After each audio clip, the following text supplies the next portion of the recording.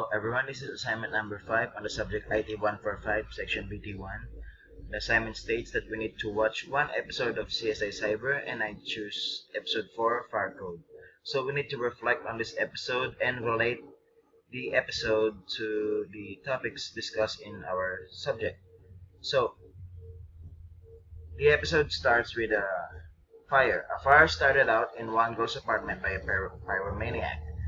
And then another fire started in a university where the suspect is an ex-professor at the school. So a code to make a printer burn was being distributed by a deep web user named Justice.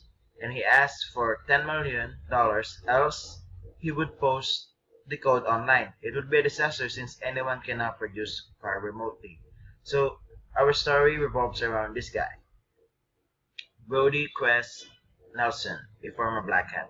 So he wrote the code to start the fire when he was still a black hat. So, but no, he didn't wrote the code to start a fire, but he wrote the code to manage the printers remotely. Then the code was then altered and then improved that it can now start fire. So basically, it falls into his responsibility because his code is being used for bad purposes. So he finds the guy who improved his code to make the printers burn instead of just using it for pranks like printing anonymous messages, like ghost messages.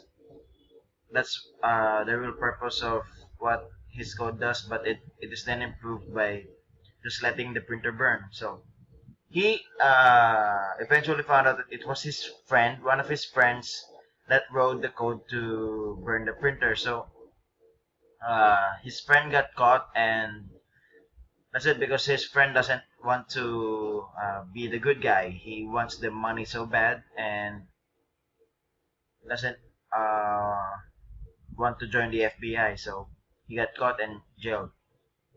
So this Brody guy is a great guy because he sided with the FBI even though he's caught before as a black hat. Now he's a white hat hacker. And a relation to our subject is that our code, we need to review it carefully, and we need to find out if our code can be exploited to bring harm to other people, because his code, this guy's code, was harmless. You can just print from a remote location, print anything. But it is then improved to make the printer burn. So it's not entirely his fault, but he is part. It's part of his responsibility to find out who's causing it and stop the code from